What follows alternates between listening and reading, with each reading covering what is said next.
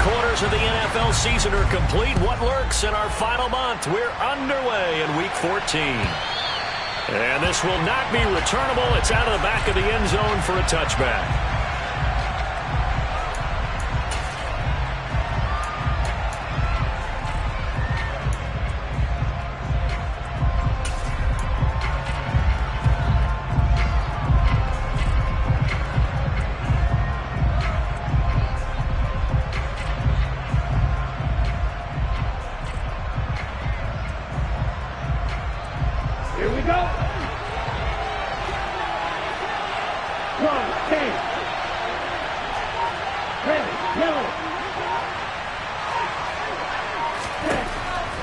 Looks to throw on first down.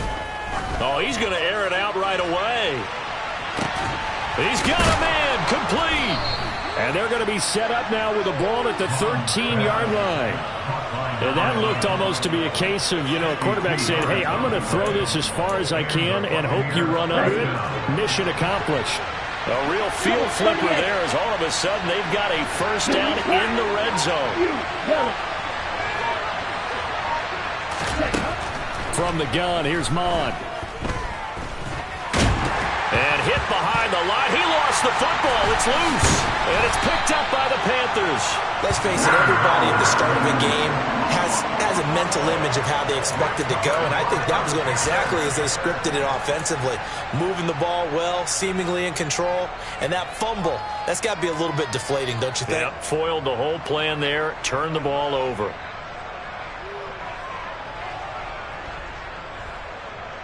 Ready, break!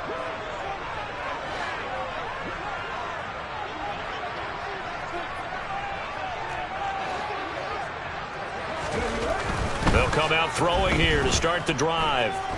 Oh, he's going to take a shot right away. Oh, that's into double coverage and intercepted. Picked up by Jamel Dean. And his guys are going to take over at the 31-yard line.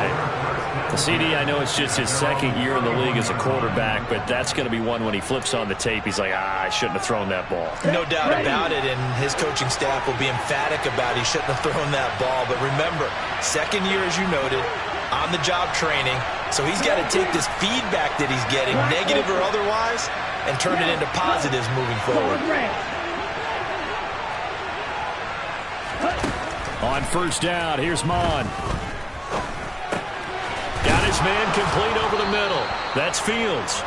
And they'll get it up just short of the 45 at the 44. Come on, set.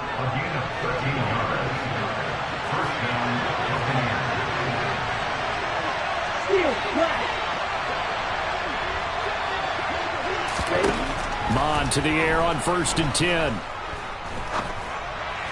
And his throw's going to be incomplete. But partner, this offense 12-0 now on the year following their latest victory. And during the week, a lot of folks making comparisons between this squad and the 1985 Bears. They too were 12-0 at this juncture of the season before losing on a Monday night 38-24 to the Dolphins at the Orange Bowl way back on December 2nd of 85. But then they never lose again en route to winning Super Bowl 20. And when you look back on it, partner, didn't it almost feel like a setup game? Because they were playing the Dolphins, and the Dolphins were protecting their franchise's undefeated season of 1972, that team. And you know what that team does. They love to celebrate the fact that they still are the only one to get through an entire NFL season that way. That was Dan Marino's 3rd year, playing under the great Don Shula, and they were motivated to keep that franchise's record intact. A good pickup there at 22. Those are the kinds of plays right there that show you why he's the number 3 man in the NFL in terms of receiving yards. Also tells you there's a full combination of what he's got going in his game. You name it, from route running to catching the football. That's why he's able to produce those types of numbers. And he hauls it in for the Buccaneer touchdown. A great effort there. His 25th touchdown. Tying Emmitt Smith for the 5th most in one season. And the Buccaneers take the early turnover and convert it into an opening touchdown. And Jonathan Garibay out for the PAT.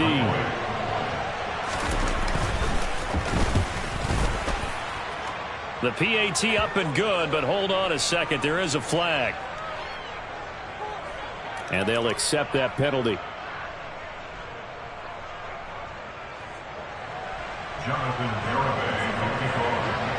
After the roughing penalty on the PAT, they'll kick off from 15 yards further upfield.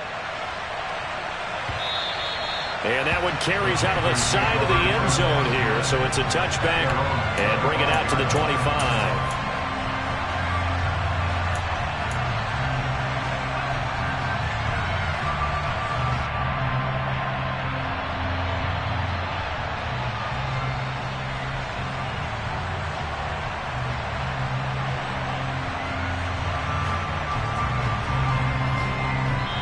And now the Bucs deciding to take a timeout defensively. They'll have 2 remaining as we step aside here in this first quarter.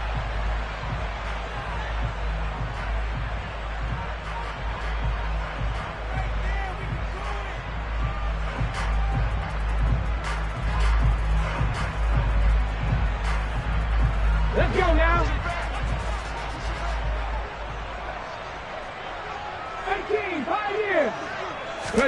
They go back to the air here after the INT on the last drive.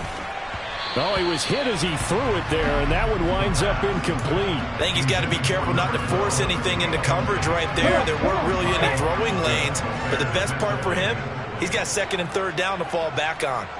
18. 19 tight. 19 tight. And 2nd and 10, he'll look to throw again. And he fires one that's intercepted. Picked up by Jamel Dean. And the Buccaneers are going to have the short field here as they'll take over right at the 50.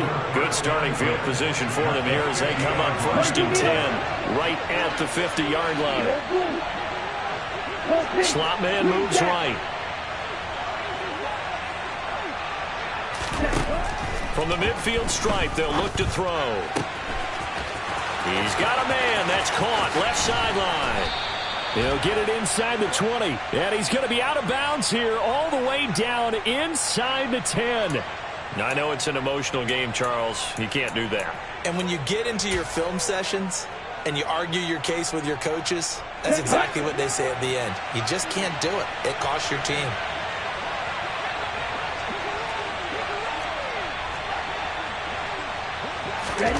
Now Mond. And he's got it.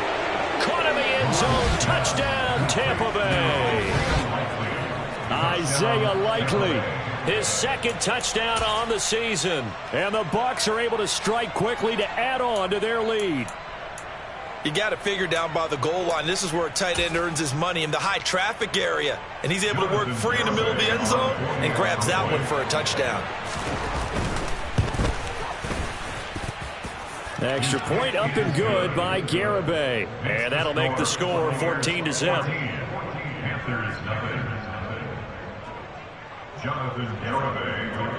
Garibay back out there now to send this one away. Taken from about the 12. And he won't quite make it to the 25.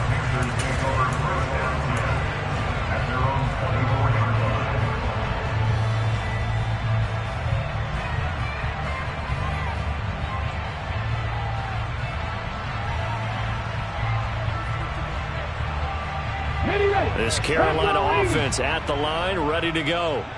And it's been a miserable start for them offensively, obviously. 2 drives, 2 interceptions. This is where you have to know your quarterback and know how you actually have to reach him. Do you do it with a little bit of humor? Maybe you break the ice a little bit. Like, hey, didn't we practice in that color jersey all week? Not the one that you're throwing it to? Or maybe you have to be stern with him. But whatever it's going to take to get the message, it has to be done. He's putting the game in jeopardy.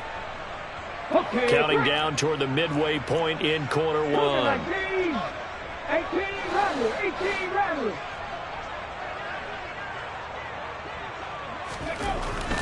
He'll drop to throw. He's going to look deep down the field. And that will be incomplete. Tried to dial up the long way out there, but it'll be 3rd down. Brandon, watching their tape from last week, I saw plenty of plays like we just saw there, forcing incompletions. It was key in their win last week. They're hoping the same thing happens this time out, too. An incomplete pass on that last play, and that means they'll need to come up with something here on 3rd down. Go, Reed, go. Now back to throw. He's going to let it go again. And unable to connect. Incomplete. I'll give them credit. They took their shot, but it's going to bring up 4th down.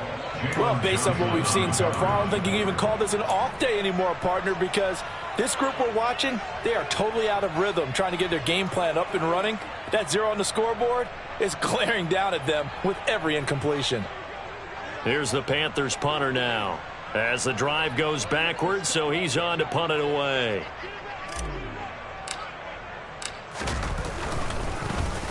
He was only asked to punt once in the victory last week as he sends this one away. Harris now to return.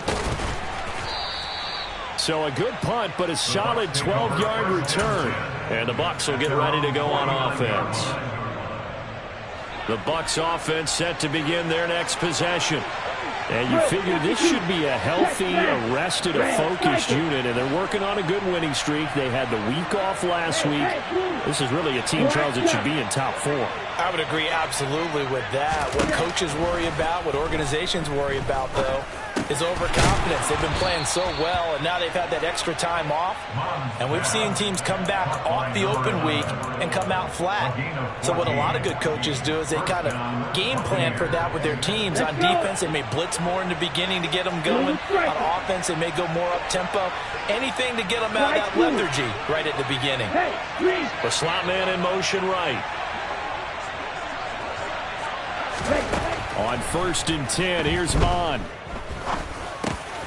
Finding Harris on back-to-back plays. A good gain of 9 before he's brought down at the 28.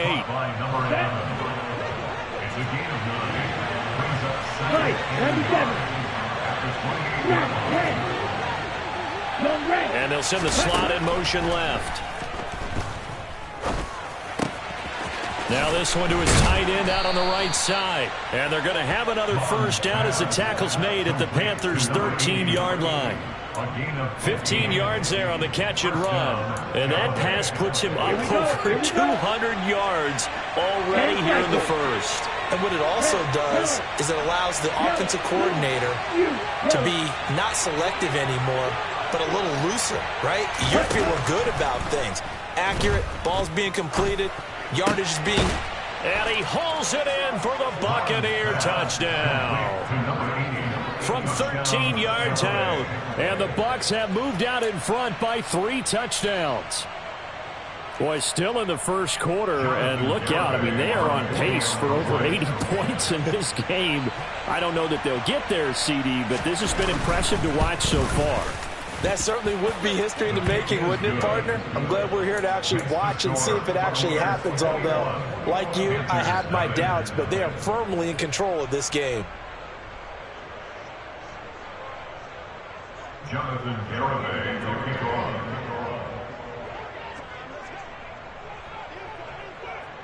So how about this for a start? 21-0 here in the first as they kick this one away. And we'll see a return here from the end zone.